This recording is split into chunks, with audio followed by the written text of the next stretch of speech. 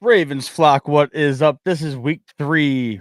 The Baltimore Ravens are hosting the Detroit Lions for Monday Night Football. This is Weebly Purple, Daniel Wilcox, Matt Trigger, and this is a heavyweight fight if I've ever seen one this early in the season, Daniel. We have a high-powered offense and a pretty damn good defense coming to the bank on Monday night. Man, this is what football is all about, Matt. I'm excited, man. I can't wait, bro. Detroit Lions, Baltimore Ravens, M&T Bank Stadium with the livest freaking crowd in the world. This is going to be a great game, man. Just like you said, Matt, heavyweight fight all day, all night. This is going to be a lit game. You know, the Ravens have put up 40 points the last 2 games. You know, I don't think we got a chance to really kind of shout out Todd Monken. You know, we got to really shout out the offensive We do. coordinator this time. We have, you know, I always get on the coaches and talk about how, you know, we put ourselves in bad positions and all that stuff. But the last 2 weeks, Todd Monken has been on fire as far as calling play calls, you know, getting the ball in the end zone, finding ways to get the ball to his playmakers. He has, and obviously it's rubbing off on Lamar because he doesn't have any picks on who he throws the ball to. None. The only thing that's different now than in previous years is that he is not relying on the tight ends at all in this offense so far, and they're really spreading the ball around. Yeah, this is going to be a very, very interesting game because today the final injury report for the team came out around 4 o'clock. Mhm. Justin Nnamdi Madubuike is going to be a game time decision. Okay. And Kyle Van Noy is not going to play this week. Another game time decision is Isaiah Likely. Nate Wiggins practiced today. Marlon Humphrey practiced today. Jair practiced today. Interesting note, Nate Wiggins injured himself on the interception return, but from what the reports were is that Awuzie jumped on his back in the celebration and he tweaked. I saw that. Yeah, he got hurt on the celebration, Damn. which is crazy, and he missed half the week of practice. But he seems like he's ready to go. Pat Ricard not going to play again this week. Yeah. You did say at the beginning of the season when we talked about Pat Ricard's injury, you said a calf muscle is a 3 to 4 week kind of thing, and if you're a bigger guy, it's going to take even longer. And he's a 315-pound fullback, so we might not see him until Kansas City or later. Yeah, it's one of those things you got to let it heal completely. Like if it's partially healed and you try to go back out there and practice, all you do is just rescreen it all over again and you're back another 3 weeks. You know, so it's one of those things that just takes time. And to be honest with you, Matt, you just got to stay off your feet completely. Just you gotta be a couch potato. Just kick your feet up, you know, get your calf up higher than your heart, above your heart, and then just lay back on the couch and watch every single series that you could possibly watch. You know, Pat Ricard, if you're listening, man, how about Game of Thrones? You know, start at season 1, work your way all the way back through. I've It's a never good one. watched an episode of that. I tried watching one Yeah. episode and I couldn't get through it. Matt, I'm telling you right now, man, once you get to know the characters in Game of Thrones, it's worth every single minute. I'm not really into all that gothic medieval stuff, I'm time not. stuff, Dungeons and Dragons. I've never been into that stuff. But this show was so well written that I actually got pulled in, man. I actually watched every single episode, every single season, the Night Walkers, the Night's Watch, everything. I watched it all. Jon Snow, I'm a Jon Snow fan. I did not take you to be a Game of Thrones guy. Man, That's one thing I did not know about you. Shawty got a little bit of everything in his bag. You know what I mean? You got to have a little bit of everything in your bag. You That's can't just wild. be so locked in that you only watch chick flicks, Matt. You know? Yeah. Yeah. Man, I'm telling you, it's you learn something new every day. But Yeah, for sure. I'm I'm not I'm worried about Madubuike more than the rest Yeah. because Madubuike makes everything click on the back seven of the defense. If Madubuike is not in there, the defense is a completely different animal. You're gonna have to blitz more. You're gonna have to rely more on schemed up pressures because Madubuike could collapse as a pocket by himself, and Yeah. Travis Jones isn't the same kind of defensive tackle. He's more of a nose tackle, one technique. Madubuike can slide across the line, play pretty much anywhere on Yeah. that defensive front. And I feel like this is going to be the first time we see Brent Urban this year. Hmm. If Matabike can't go, so and this might be the game where we see what this young kid, Aeneas Peebles, number 93, can do uh, in more of a rotational setting. It's it's gonna be a wild night at the bank. They got Good Charlotte, the rock band, performing at halftime. Carmelo Anthony is the special captain of the game. Michael Pierce is the legend of the game. So they're wearing all black.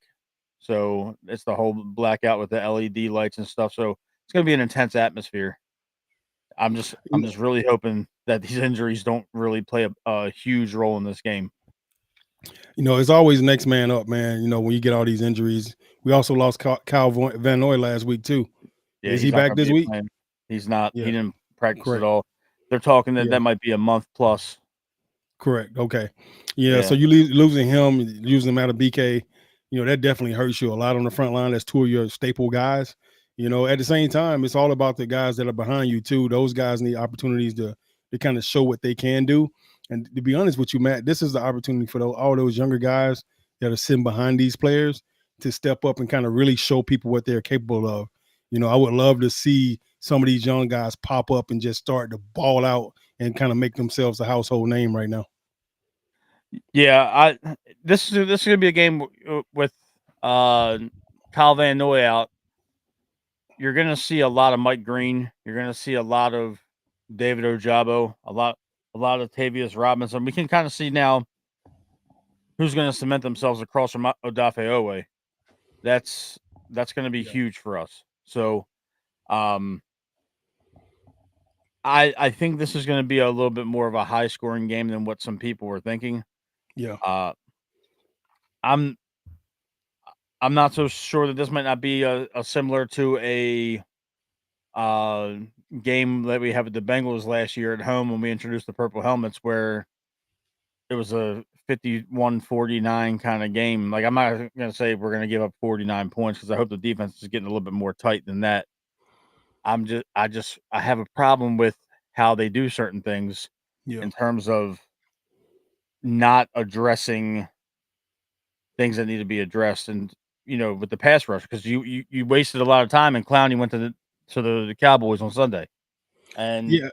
Yeah, I think this will be great for us, though. Actually, Matt, and I want to see how Zach Orr reacts to this. Like I said, Chuck Pagano came back for a reason too to help. This will probably make them more creative, if anything. Like the first game, like the Josh Allen game, it's like you sat back and played Josh Allen, like he was a rookie, and you just rushed four and thought that was enough to give a pressure on him, and we didn't get pressure on Josh Allen the entire game, and he just kind of picked us apart that whole game. We lost the game by 1 point. So this, to me, without having those staple names, the Van Noys, the Metabukes, you got to do something to make up for that. So maybe they will get more creative on the blitzes and the rushes and the stunts. Maybe we'll go some fire zone stuff and kind of see what happens. We got great zone corners. If Nate Wiggins is out, yeah, we should really scratching our head. We gotta. yeah, he practiced though, so I'm not really thinking that he's gonna miss the Yeah. game. I mean, I'm not thinking he's gonna miss it either, but at the same time, if he's not 100%, he won't be the Nate Wiggins we just saw. So I would like to see exactly how creative we're gonna get on defense this week. I hope Zach Orr is up for this challenge to kind of come up with some dynamic stuff and some different stuff. Usually, the things that work for us back in the day works for these guys now too. Yeah, I wanted to ask you about that. I always like to kind of ask you about how you prepared. Monday night Hmm. is always it's always amplified, so all you guys are usually ready to go. Yeah. Um, I listened to a video earlier today from a former Patriots player, Matt Light, played left tackle for them during your era of Yeah, I ball. remember Matt. Yeah. And he said that he hated Monday night games because it throws off your entire preparation schedule, and then you have a short week, and you don't really get a whole lot of rest time in between preparing for the next game. Yeah. Uh, do you feel a similar kind of way in terms of getting ready for Monday Night Football? I love Monday Night Football. I feel like I always showed up for those games. I feel like I played good in those games usually, but it's one of those things where I understand exactly what Matt's saying. I don't think all of us look at it that way, Matt. And when I'm saying that is, I love night games. anytime we played a 1 o'clock in the afternoon game, those games suck to me. I don't like the 4 o'clock games. I don't like the 1 o'clock games. Anytime we played at 7 o'clock, 8 o'clock, I feel like that was perfect time to play a football game. I don't know if that's from my high school days and the park ball days where you play underneath the lights on Friday nights and you just felt like, playing underneath the lights was the biggest moment in your life. Mhm. So I love those Monday night football games. Plus, back when I played, it was the only game that played. It wasn't no double headers. Right.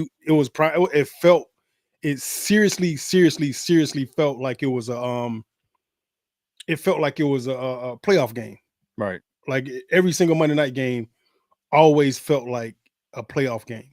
And I think because of you, it's so prime time, it's so electric, and every eye in the world that's going to watch football that day is watching you. It seemed like it was much more of an intense game. I didn't worry about the time, stuff that got thrown off the schedule. It did make it feel like the week was longer. And I think that making it feel like the week was longer was the headache part of it. And then once you played that game, it was always a super short week, playing that next game on Sunday.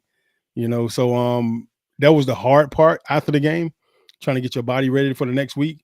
But I actually love playing Monday nights, and because you get a chance to watch all the other games play on Sunday, and then you turn around, you're the only game playing on Monday, and then it's a big game. All your focus is on that, and you get a little bit more time to prepare for the team you're going to play too. Yeah, I mean, it's just crazy that we got Monday Night Football against Detroit, and then we got a 6-day turnaround, and then we're in Kansas City next week Yeah, for I want to say it's a 4:30 game, if I'm not mistaken. Um, I wanted to bring up I know I brought it up a second ago. My co-host Tim for our baseball show wanted hmm to ask you about Mark Andrews. How concerned are you from a standpoint of not just production, but his targets are down compared to where they usually are at this point in the season I'm in I'm past not years? I'm not concerned at all. I mean, the way me being the tight end and playing this game as long as I did, the balls don't always come your way early in the season. Mhm. What happens is sometimes there's a shift of talent, right? You got a D Hop in right now, you got Zay Flowers in right now, you got Bateman in right now, you got the two young guys playing really well. 83, 81, they both playing well right now. I think Walker's had another 2, 3 touchdowns already this year. 2 touchdowns already this year. And when you got younger guys showing up like that, what happens is exactly what Matt said earlier. Like the tight ends are not really being involved as much. Hell, last week Derrick Henry didn't get the ball that much either. Yeah. But you got so much talent, you still drop 40. You still drop 41 in the game with all the talent that you have. So what happens is people will start to eventually focus on the wideouts more because they're getting the balls more, and then it'll open up the lanes for Mark Andrews and Isaiah Likely and Kolar and those guys. The next thing you know, the tight ends are going to have fucking some games, some great games, some big games. I had a couple of 10-catch games because they were so focused on Jamal Lewis and Todd Heap and other guys on the team, and all of a sudden I got 10 catches in the game because they totally forgot about Daniel Wilcox. So to me, I wouldn't stress out as much about the Mark Andrews thing. I love the fact that Lamar is starting to really truly spread the ball around. To me, that's what great quarterbacks do. And if you spread the ball around as much as he is, that's going to open up the lanes for all the other guys and all the other players on this team. Now getting to my boy Kay, I hear you, Kay. Kay, that's my guy right there. He's the one that redesigned my podcast studio in my basement Good on job, by the way, Kay. Heck of a job, bro. on his YouTube channel over there. And Tim mentioned that it's a contract year, but do you believe with the combination of those statements, do you believe that this is Andrew's final year in Baltimore, or do you think that he finishes out his career as a Raven? I would like to think he would finish out as a Raven since he's probably going to be the most prolific tight end the Ravens have ever had. If it's up to me, he would definitely stay in Baltimore. But with the emergence of a guy like Isaiah Likely, it's kind of hard to say that they may actually keep him around. It depends on whether or not he's willing to take a pay cut and not go for the jugular with the money. Last year he had a bad ending to a great year. Yeah. Coming back off the injury, people forgot that he was injured, and everybody thought he wasn't going to be as good as he was. And then he became the Mark Andrews of old, and then he dropped the ball, and everybody started thinking he sucked again. It was crazy, So it's kind of up and down year for him last year, but this year is his comeback year. I think this is the year that you really were going to see him do some great things. And just because he's not catching the ball, don't mean he's not playing well. He's probably still grading out high because he's been blocking his ass off week in and week out. He has. And Yeah. to kind of, go back to that game. I remember our show that we did, plain as day. It's still burned in my memory. I'm not mad about him dropping the ball Yeah. in the end zone. What pissed me off was his fumble, where he was in the open field and he thought that he was Zay Flowers, and he wants to cut back towards the line of scrimmage instead of going north and south because there was nobody within 15 feet of him upfield, and then you want to make a juke play in the snow, in the cold, no footing, and it's already a dog fight in the first place. That's the only thing that Right. really pissed me off. Like, I understand that I don't know what it's like to be in a playoff game and I'm falling and I'm trying to catch a football from Lamar Jackson. I thought That's you what was gonna say you falling and trying to get up, but go ahead, man. My bad. fuck you, Daniel. My Anyway, bad. that was good. That was a good one. I make fun of you about being old all the time, so it's all fair. But I was more pissed about the fumble, but I think Andrews is gonna get his this year no matter what. I Yeah. don't. It's gonna come like you said. It's gonna come in at a time where they're gonna be so focused on Zay and Bateman's eventually gonna heat up, and DeAndre Hopkins seems to be catching everything that they throw his way, and Tez Walker. It seems like every time he catches the ball, it's in the end zone. So, I really think that it's going to be the situation where you said where around week 6, week 7, they're going to be so focused on our wide receivers and Derrick Henry, the seam is just going to open up and these guys are going to go crazy. Yeah, it's definitely going to happen. I agree 100%. I'm so hard focused on us just winning right now. Like, I don't care about anything else. I just want to see us get W after W after W. I don't care how we get it. I don't care who gets the ball, who don't get the ball. Win the freaking games. Like right now we should be 2-0. We should not be 1-1. We should be. Yeah, right. And last year we had the same conversation because we started off losing to Kansas City, I think, right? Kansas City and then the Las Vegas Raiders. Yeah, the Raiders. Yep, back to back. We lost both of those games because of field goals and defense. So at the end of the day, the offense showed up every game last year. They already showing up twice this year. The defense didn't show up at all the first game. We just need to get our shit together. At the end of the day, figure out a way that collectively the coaches, the offense, the defense, the special teams can all go out and play their best game until we get to the point where we play our actual best game. And like last year, like I wasn't mad at Mark with the fumble. I think I was more mad at the drop. The fumble sometimes is something that you can't control. Those other guys make great plays too. They get paid just like we get paid on offense. The kid made a great play. Mark tried to extend the play and try to make a move. If he'd have made the guy miss and then ran for another 15 yards, you wouldn't even thought about a fumble. You'd have been like, that's great. That's a great freaking job, Mark. But he tried to make a move. The kid made a great play on the ball, knocked the ball out of his hand, and he fumbled it. Lamar also had a dumb fumble early in the game too. He had the ball out, holding the ball out like this, and the guy tried to sling him around, and the ball just drops out of his hand early in the game. That was a bad play by Lamar too. I was more upset about the drop because Mark could really control that. Just watch the ball into your hand, catch the ball, and then fall in the end zone. He tried to get in the end zone before he caught the ball, wanted to make sure he was where he was, lost his footing, and then dropped the ball. So to me, he could control that. The fumble, yeah, he could have got down when he caught the ball, but then he wouldn't be Mark Andrews if he did. Right. You've seen Mark catch the ball a million times and try to make somebody miss and try to get up the field, and nobody ever say anything about it until he fumbles it. So playmakers are gonna make plays, and sometimes they're gonna fuck up. What they say all the time, players fuck up too. You know what I'm saying? Like, you can't be perfect all the time, dog. No, you're absolutely right. You're gonna shoot, and the girl's gonna tell you no sometimes. And then sometimes they're gonna say yes, and then you're gonna get a phone number or two. So that's just how it works, man. So I hate the fact that he fumbled the ball. It was such a pivotal time of the game, and we all remember that fumble and we all remember that drop. But that's to me, that's not who Mark Andrews is. That's 2 bad plays in a historic career, to me, that a lot of people are gonna hold on to because it came at such a crunch time. And we had 2 years back to back. The Zay Flowers fumble diving into the end zone, the Mark Andrews dropped on the goal line. Both of those are goal line plays. and those are heart-wrenching plays that we remember. I still remember the Lee Evans drop in the end zone, rocking the 83 jersey. Hell, people asking me, what's that mean? I had already retired already. You know what I mean? Like, Wilcox, you dropped that ball? I'm like, bro, you know that ain't me. Stop playing. But no, man, like seriously, like it's like players are gonna make mistakes. Ain't nobody perfect, and we all should know that as men, because even as in our marriages, we're not perfect in our marriages either, right? And our wife want to hold us to this higher standard of perfection. And we're like, babe, look, I just need you to love me unconditionally. And that's what we need as players too. We need your unconditional love as fans. We're gonna love you guys forever and ever and ever, amen. But we want you guys to love us the exact same way. I hear you. I hear you. And I'm gonna put up this next question that Kay submitted. We haven't talked about Daniel Falele yet. Oh my God. Here's the crazy thing. Wilcox, I was listening to 105.7 The Fan, our local Baltimore radio station, sports station today.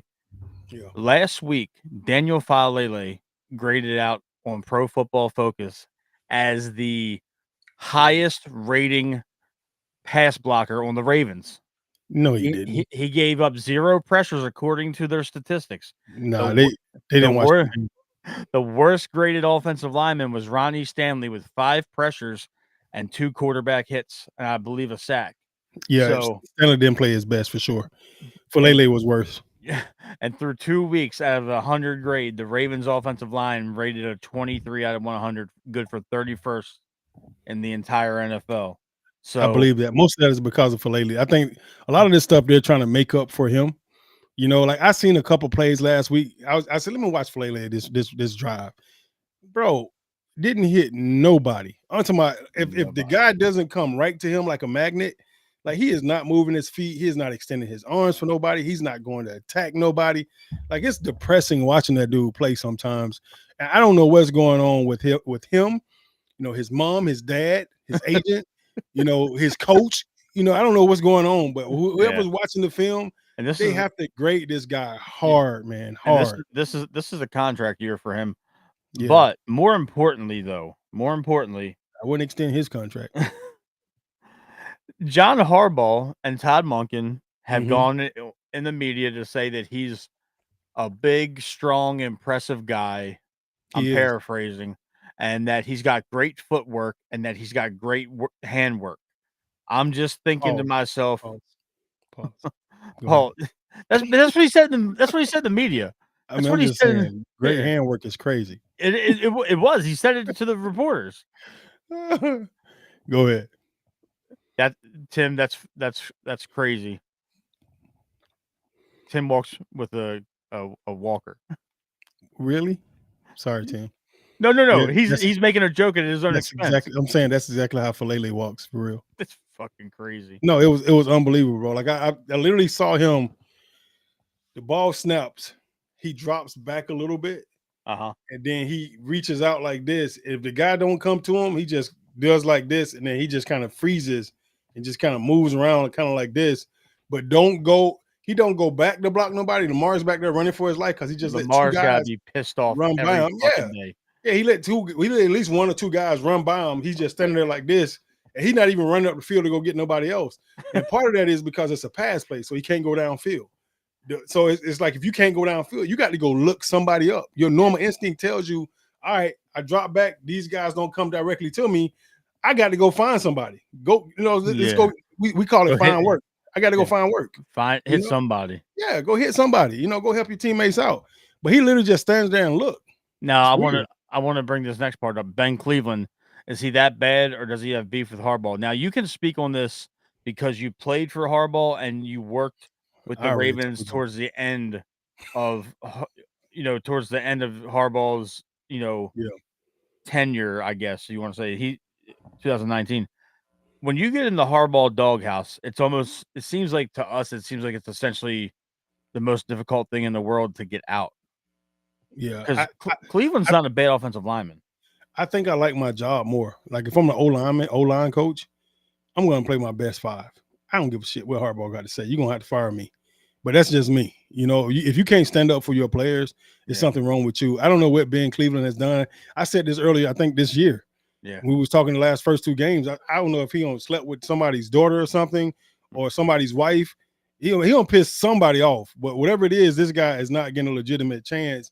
I think he's definitely better than Falele and what Falele's doing right now. Falele is a massive man. When you look at him, he looked like a huge dude, like Bigfoot. Yeah. That's what he looked like, Bigfoot to me out there. Like, so I can get why they would want somebody like him to play, but to me, if he's not helping you, he's hurting you. Yeah. And it looked like he's hurting us right now to me. Like every time I turn around, when I see the pressures that come at Lamar, a lot of times it's from him. Stanley did give up about 3 or 4 pressures last week. He was right there a lot, like looking at Lamar as he helping Lamar off the ground. So it was his guy, but he had a rough day with Myles Garrett. He really did. Yeah. A lot of that pressure was from Myles Garrett. And the drop off isn't too big, but Aiden Hutchinson's no slouch. No, he's not. He's gonna. We got our work cut out for us. This week. I don't necessarily like that. Maybe you can attest to this more than I can, but it's going around that Falele and Cleveland, we're going to compete early on in camp, and then from what was told is that Cleveland can't remember anything, and I don't know if that's just Georgia players. They like to get drunk and drive and forget other shit. Hold up, man. Is that a shot at Georgia players? What are you doing? What are we doing here? We're not gonna do that. We're not gonna do that. I'm sorry. I didn't know you were a Georgia fan. No, it's the white girls at UGA. They make you want to drink, and then they make you want to drive. It makes you want to get home really fast. That's wild. That's a real wild statement. That's a real wild statement. That's Kay said Cleveland got the memory of a goldfish. Like that was Tim. Yeah, Tim. He said he got memory. Tim. And now Kay's making. He's trying to sugarcoat. Falele was a tackle at Minnesota, but he also got drafted at a time where we had 2 relatively good offensive tackles with Ronnie Stanley and Morgan Moses. Yeah. So that Morgan Moses couldn't pass block to save his life, but he threw dudes around in the run game, and that was cool. That was fun to watch. Yeah. But it just seems I like Morgan. It just felt like it's almost like deja vu. We can never give Lamar 5 solid offensive linemen. We don't need 5 though. He just need 4. He don't need 5. He can have 1 weak link. He can make the first guy miss 100% of the time. I know that, but the pressure's coming from the inside. Yeah, it sucks. There's nothing you can do with that. We don't have a card back there to chip block. Justice Hill. Justice Hill is one of the only running backs in the NFL right now that has more. He has more negative yards than he does touches. Wow.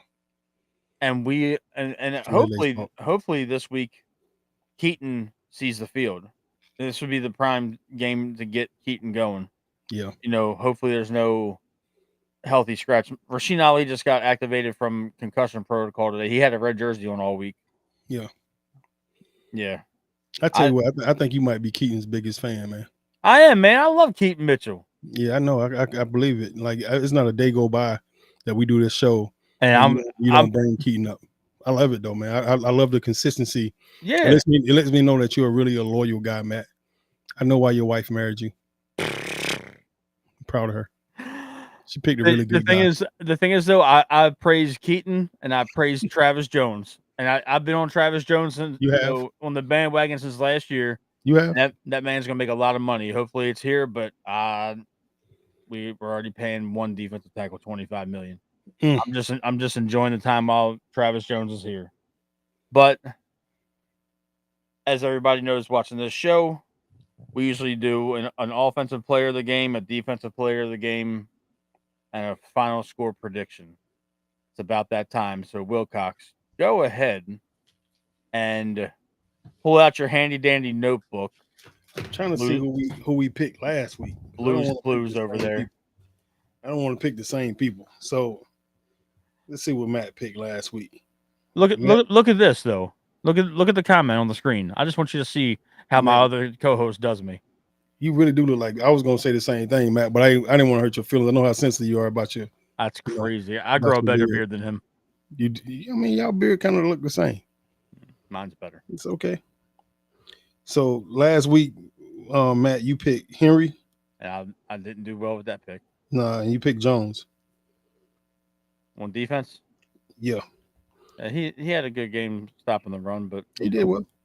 And then you picked 42-17. You missed that by 1 point. yeah, If you was a betting man, boy, you'd have peed on yourself. You'd have been upset. I'd have been real pissed. Yeah, 1 point. Like it was 1 point. 41-17. You picked 42-17. And I got laughed at by almost everybody that was a guest on the show. Did you? Not me. I was with You you. didn't laugh. You were down hyping with me you. up. You Yeah, I hyped me was up. like, yeah, Matt, tell them shit. Finna kick their ass. Joe Flacco included. All right. So last week I picked Marlon Humphreys and I picked Lamar. Lamar Well, played great. Humphreys played pretty decent. He missed a Yeah. pick. He should have had a pick that he was supposed to have. Yeah. He gave up that one touchdown that Flacco got that should have been a pick. This week, prediction last week? So what now? What was the score prediction you had last week? I had 40-21. So I was right there with you, pretty close. Yeah. I said 40-21, and it was 41-17. Mike Green get 2 sacks this week. I know that's right. I think this week, if I defensively, I'm going to go with 14, Kyle Hamilton. Okay. I feel like he's going to have a big week. Roquan had a hell of a game last week, man. Led the team in tackle, got defensive player of the week. I love the way he played last week. If we can get more games like that out of Roquan, man, I'm telling you right now, this defense is going to be hell to play with. Yeah, he's going to be. Yeah, we need a leader. Yeah, we need a defensive leader. That's what the defensive leaders do. 15 tackles last week, and then a scoop fumble for a touchdown. Scoop fumble. Yep. And then I think he had a sack too. Mm-hmm. I picked Kyle Hamilton on defense. On offense, shit, I'm gonna give it to tight ends. Let's go, Mark Andrews. Hell, since they've been talking about you tonight, tonight's your night, baby. You gonna ball out against Detroit. I'm gonna go with Mark Andrews. 89 gonna shine against the Detroit Lions this week on Monday Night Football. Big game for him to kind of show the world that he back. All right. And then I'm gonna say 14 Kyle Hamilton on defense. And then I'm gonna say the score, my score prediction, I'm gonna say the Ravens are gonna get up by 40. I'm gonna say 38 to 28. Ravens win. 28. Okay. Ravens win. 38-28 Ravens. All right. I like that. I like the score. I'm gonna be a little bit more bold. Yes, you are. Yes, you are. You look like a guy that would be bold. Yeah, I'm gonna be at the game though, so okay. I'm gonna be there with my brother-in-law Mark. I'm gonna go for defense. I'm gonna go Mike Green.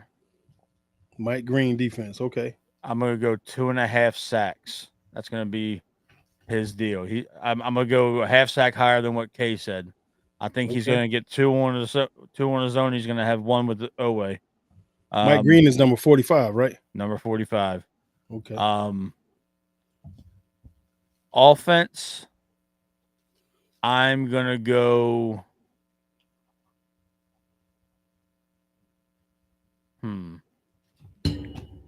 Zay Flowers.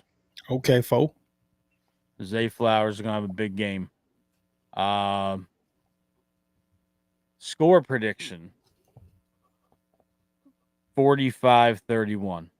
45-31. Ravens. Woo, Matt, boy. Hey, I don't know if you're out there or not. Baltimore Ravens offensive coordinator, Matt, really, really, really believes in you. He really believes in you. I'm a Todd Monken guy. Todd, don't take it for granted. 45. You know, I believe it. Nobody in the league can stop this offense. I believe that we showed it last year. We put up 40 a bunch. Where if you try to sell out and stop Derrick Henry, Lamar's going to hurt you. You try and stop Lamar, Derrick Henry's going to hurt you. Buffalo sold out trying to stop Derrick Henry, and it didn't work. And then they tried to make Lamar beat us, and it didn't work either. It didn't work either. And then last week, Cleveland sold out completely to stop us with Derrick Henry, which they did. They stopped Derrick Henry, but Lamar Jackson was throwing the ball all over the field to anybody that was open. Yeah. D Hop, They forgot to cover the Hez. back end. Yeah, I mean, it's also the Cleveland Browns. They deserved it for being punks all week Yeah. about the 30th anniversary. Yeah. I'm looking forward to it. I think this is going to be a very good game. It's going to be high scoring. Hopefully, all these players don't miss this game. I hope that we see I hope that we see Matabike out there, because that changes the complexity of the entire game. Because now Detroit can lean on us on the run because they got two really good running backs over there. I'm not going to discredit them. Jahmyr Gibbs and David Montgomery. That's a good 1-2 duo right there. That's a great one to do. We got our work cut out for it this week. Ain't They gonna lie. got Amon Rob St. Brown over there. They got Sam Laporta. They got Jameson Williams, who runs like 40 miles an hour. Yeah. It's gonna be, it's gonna be tough. We still got questions rolling in. All right. Any concern with the slow starts? We seem to be flat until half. I guess that's been our MO recently, hasn't it? What, starting slow? Yeah. I mean, offensively, we kind of did that a lot last year. We kind of sputtered right off rip. It kind of takes us a while to adjust to teams and kind of figure out what teams do. So I don't know if anybody knows this, but usually the first 10 plays to 15 plays of the game are scripted. So all those plays are already written down, the formations, the plays, first down, second down, third. It don't even matter what the downs are. You just script these plays so that you can see how the defense will line up to your alignments. Once you see how they're going to play your alignments, then after those 10 to 15 plays are up, that's when you start game planning truly for those guys. But those first 10 to 15 plays are all meant to be touchdowns if possible. Thank you, sir. They're all meant to be touchdowns if possible. If they don't score and they hit their head on the end zone on the field goal post, then they'll start running the plays they think that that will beat the defenses that they're going to run against these different alignments. That's an interesting approach. Yeah. The common fan doesn't really know that, but it's always beneficial that you did it for a decade. Yeah. So really longer than that. I mean, if you count college and JUCO and high school and park ball and middle school ball, I mean, I started playing at the age of 5. I retired at 32. Then I started coaching and training right away. So another 10 or 12 years added on that. So, but at the end of the day, what you're trying to do is you're trying to run multiple formations. So if you watch the game, you'll see them line up in doubles and snug, like in bunch alignment, 3-by-1 alignment. You'll see all these different formations because they're trying to actually see how these guys line up. Hey, my wife chimed on. That's the first time I've seen her on here. That's the first time I've ever seen her comment on here. That's pretty cool. Yeah, that is cool. So those first 10 to 15 plays, they're trying to actually see how the defense is going to try to attack them. And once they figure out how they're going to line up and what they're going to do in each formation, then they say, okay, they're going to do that. Are they going to play cover 2 against that? Oh, yeah. Then I'm going to run a cover 2 beater to try to beat the cover 2. And that's why you see the kind of offense kind of sputters at first. And then all of a sudden they start to kind of pick people apart. Now, when those first 10 plays, if they don't line up right, and those first 10 plays are usually plays they feel like will beat the defenses that they've been playing against those formations already.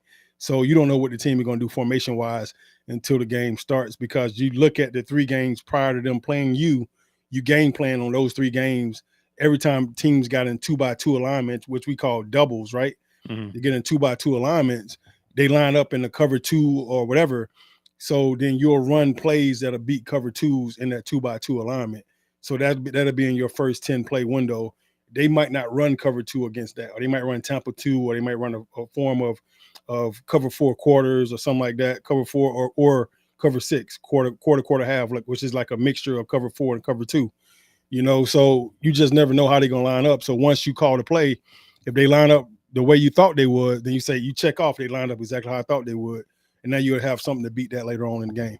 So for the people that don't know what you're talking about in terms of the terminology, what's cover 6 to the common fan? Cover 6 is called quarter halves. So the reason why they call it quarter halves is you have 4 guys around the top, your 2 corners, and then your 2 safeties up top. It looks like cover 2. On one side of the field, they'll be playing quarters, which means both of these guys on this side got a deep quarter of the field. So that means the corner and the safety is going to take deep quarters.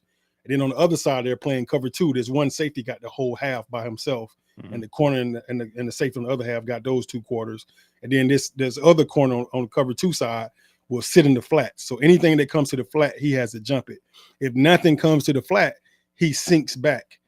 He drifts back so he can play underneath anything that goes behind him, and then on the other side with quarters, that means the inside linebacker or the defensive end has to drop to the flats on that side to protect the flats on the quarter side. So quarters itself would be cover 4, and then cover 2 would be, with both corners sitting in the flats, and the safety split the field in half. Right, the 2 safeties split the whole field in half, and then in quarters, which is cover 4, which is now both corners play 10 yards off the ball, both safeties play like 12 yards off the ball, and they all drop back deep, and they take anything, they keep everything in front of them. Nobody gets beat deep, no matter what. You can't give up the deep ball in quarters. People get beat deep in quarters all the time, and I'm like, what the hell are you doing? That's what Jacoby beat the Broncos on. Yep, quarters. Yep. The safety got lazy. They didn't think Flacco could throw the ball a mile down the road, and they was at Mile High Stadium, and Flacco threw the ball 80 yards in the air, and he went and got it. They didn't think he could throw that far, so they got a little lazy back there. But nobody's supposed to beat you in quarters. You're supposed to have 4 guys deep, protecting everything deep, and they're supposed to keep everything in front of them. So when you call cover 6, it's basically cover 2 and cover 4 combined. So they just took the 2 and the 4 and added together. It's cover 6. One side is playing quarters, the other side is playing cover 2. Okay, that's a very cool breakdown. So I have a question about the scripted plays. Say the offense, say that you have the 10 plays scripted, and you score on the 3rd play. Do you scrap the other 7 and just go from there for the rest of the game? You pick up the next drive on the rest of those 10, those rest of 7 plays. Okay, and then you keep calling those no matter what. Yeah. Okay. You never really get off script until you're done with that script. Okay, so and it's pretty much strategic all the way across the league. Everybody does it. Okay, that's a very interesting thing, because to the common fan, if you have your first drive scripted and you score on the 3rd play, yep. I didn't know if you just abandon ship and you just kind of go. No, why would you? I mean, that means one of them worked already. Yeah, that's what I'm saying. You game planned your ass off, so you did a hell of a job on your game plan. You knew these 10 plays you could possibly score any of them. So that's why they're your first 10, and they all got different formations usually. So yeah. Go ahead. No, I'm sorry. I wanted to let you finish the thought, because I got a question about that afterwards. Yeah, you think all 10 of those plays will hit a home run? Like, you remember when we played Buffalo last year in the first play of the game, Derrick Henry went for like 75 yards. You remember? Yeah. The first play? It was an 87-yard touchdown. Yeah. Right. He hit his head on the goalpost. That's exactly why you script the plays. You looked at Buffalo. For the last 3 weeks. They lined up this way in this formation. If we ran this run, they don't have enough guys over there. So we got more guys over there than they got over there. And so they run that play. Everybody pick up what they're supposed to pick up.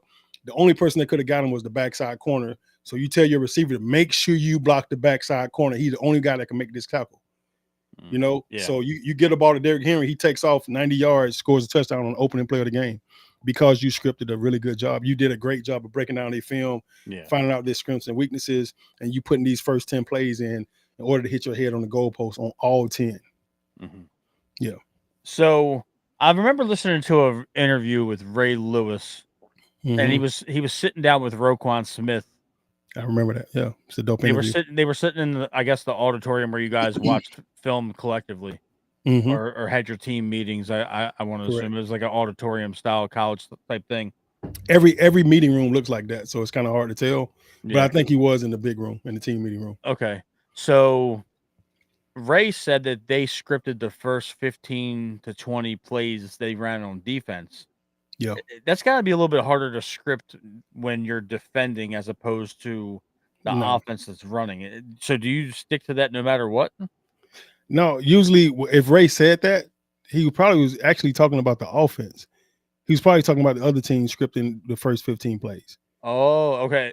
Yeah. See, it didn't seem like that. It seemed like he was talking about the defense as well. Yeah, normally no, unless he's talking about practice. Okay. Like in practice, everything is scripted in practice. But defense, they call what you line up to. So once we break the huddle, break, ready, break, and we come out the huddle, if 3 guys go right and 1 guy go left, they cannot run cover 2. They got to switch to some kind of 1 high safety, because the other safety got to come down to the 3 receiver side. So if they had cover 2 scripted, now they in cover 3. Yeah. You understand what I'm saying? They in cover 3, they in cover 1, they in something that's gonna give them a 1 high safety look. If they keep 2 safeties back there, then we gonna go bombs over Baghdad and they ass the whole game. That makes perfect sense. Yeah. I was curious because watching Ray interact with Roquan the last couple years, and especially on Sunday, it seems like Yeah. Ray kind of had him locked in right before the game, where he's Yeah, talking I to him saw that. about being the leader. It's Yeah. really important that the legends of this team are coming back every week, and they're making their presence known, that they're there to support him, because it just seems like he's on a completely different wavelength. Like you said, he played like a man possessed. He did. 15 15, tackles, bro. 15 tackles, a sack, a 63-yard touchdown. I wanted to comment on that real quick. I know that we did our post game. I really thought that touchdown was going to get called back because Matt Abike had a heads up block. He Yeah. was running downfield and he looked behind him and saw an offensive lineman running at him, trying to catch Roquan. And Matt Abike kind of ran in front of him and stopped and knocked him out of the game. And I know this technically he didn't turn his shoulders back upfield, so it's not considered a crackback. That just got a little dicey. So yeah, but no, they wouldn't call you back for that because I remember back in the days where you guys played. Yeah, When the defense had a turnover, you saw bodies flying all over the place, and let the bodies hit the floor. Let the bodies hit the floor. That shit was crazy. It was crazy. Ray and Suggs were looking to take people's heads off. Man, I love it, man. That's the part that's missing in football right now. That's the only way we got a chance to get some get back. That's the only time we got a chance to hit the defense when we got crackback blocks. I miss that shit. I think that's a part of football that I hate that's gone, but it's a blessing at the same time because it's saving some guys' lives and careers, bro. I ain't gonna lie. Yeah, I mean, your generation, you still have battle scars, so yeah, and they're never gonna go away. And I gave a few too. Yes, you did. You did. No, mine ain't going nowhere. They here forever. Yeah. So you make my head. Yeah, you make my head hurt just saying that, man. Damn. Oh, Shauna with the back in the day comment. She's trying to play me like I'm old right now. It's okay. She's 2 years younger than me. To be fair, I watched you 20 years ago. Damn, man. You gonna just throw that in there? Throw it in there. You got to the Ravens when I was a sophomore in high school. The crazy thing, Matt, like if I said, to be fair, I watched you 20 years ago. About you, people would probably think that was true too. Old ass, look old. Look at all that white in your beard, man. This is sophistication, sir. Yeah, I mean, I hear you. Well, I mean, I don't put Beijing in my beard. Oh, you gonna hit me with the Beijing? Oh, okay. Well, you sound like my teammate. Hey, Oglesby said something about it when we were hanging out, man. They be hating, dog. I don't know why all my teammates got so much gray hair. I got all my gray hair from my wife. Like 50. I'm saying I got all my gray hair from my wife this year. You see it? Can you see all that gray hair? You just wanted to show off your haircut that you got like 3 hours ago. Thank you. That was the only reason you took your hat off. Thank you very much. Thank you. Your barber did a fantastic job. Thank you, Matt. There's no Beijing in my beard or my hair, by the way. Okay. I kind of want to get. I kind of want to get Matt some Beijing though. Nah. This my wife likes this. I'm sure she does, Matt. Samantha likes it. Yeah, I'm sure she does. Yeah, she tells me that at least. I know she does. She said, "Matt, I love your beard. You look so much like Ben Cleveland." Oh, David Hale face ass. Anyway, the show is over, and before we wrap up, I want to let everybody know that's watching. Daniel is being honored this weekend at the Tampa Bay Buccaneers game for his Super Bowl win about 37 years ago. Damn. I think it was 30. No, was it, Matt? Don't do that, man. Don't do that again, bro. You know, that was 20. It was not. No, it wasn't. Years ago. No, it was 23. Yeah, 23 years ago. Yeah, they're honoring the 2002 Super Bowl team that you were a part of. You're gonna go see your best friend Sap, and I love Sap. He's awesome. Yeah, yeah. Warren, I can't wait to see you, bro. Yeah, but Warren probably won't be there. He got a Colorado game. He probably won't be there. Yeah. That Maybe that's not. I true. don't know. He might. I mean, Colorado does play on. I think they play Saturday, but Yeah, yeah, he may pull up because he got VIP access. yeah. I'm I'm happy that they're honoring you guys. You get a chance to Thank you, relive your Super Bowl glory. Matt. Sometimes you're such a nice guy. Sometimes, thank you. I Yeah. love that little like dig. Sometimes No, I mean I'm just saying, like sometimes you're a really nice guy, man. Like I really feel like your wife was lucky that she found you. You know? the condescension is so thick right now. I know your wife is watching this Oh man. right now. Yeah. No, she's probably upstairs right now trying to get my son ready for bed. He had a football game tonight. He's in the band. How do you do? He always does great. Even when the team loses, he wins. There That's you the go. best part about being in the band. Best And he part. don't have to come home beat up and hurt and sore. All that stuff, man. I'm proud of that kid. It's awesome. Absolutely. So there you have it, folks. This is our preview show. It is a wrap. We have 99 subscribers on our YouTube channel. We are one away from 100. 100. We got to do something nice for the 100 guests, Matt. What do you think we should do? Send them an autograph of you playing. I don't want that old ass picture. You said it, not me. You know what we should do, Matt? Huh. Me and you should take a picture and autograph it. Both of us should autograph it and send to the 100 subscriber. Yeah, we can do that. Yeah. Me and you should sign it. I want to sign underneath yours, Beijing. You're the only one that uses Beijing. I don't use Beijing, man. I've never used Beijing in my life. No, you know what I did? I used it for our wedding. My barber put something in now for the our truth wedding. comes out. Oh, I said for our wedding, Matt. That was 20 years ago. He paint the little line over here for the shape up. Look, Shauna, since you're listening and laughing and shit, can you please tell this man I don't use Beijing? I shouldn't even say anything because she might. A nerve. I know. Look. This is my godson on here crying, laughing right now. I don't know what's going on right now. This is a hell of a night. This is the best. All right, guys. Ever, thank you guys for coming on the show. We really appreciate you guys for signing out right now. And we will see you guys next week on the next show after we beat the crap out of the Detroit Lions, hopefully. God willing, and creek don't rise.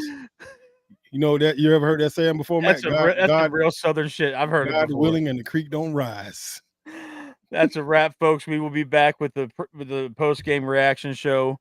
Thank you all for tuning in and commenting. Hold on, Matt, you be laughing way too loud, bro. You be laughing so hard, bro. Like back in the day, we always said if you grin, you in. So once you start laughing, now we can start cracking jokes on you. Hey, that's fine. It's cool. I mean, you've done it all night long. Yeah, we grin, you in. See, I told you. See, she telling me right now. I don't use Beijing. I don't. This is all natural. He has 3 gray hairs in his chin. See, she even count my gray hairs in my chin. She's laughing though. She's silly. She loves those hairs. Oh yeah. We're gonna sign off before this gets real awkward. You know what I'm saying? Tell them again, baby. Tell them about them hairs. We're gonna This has been the best show. Good God Almighty. All right, guys, we're signing out. Bird Gang out.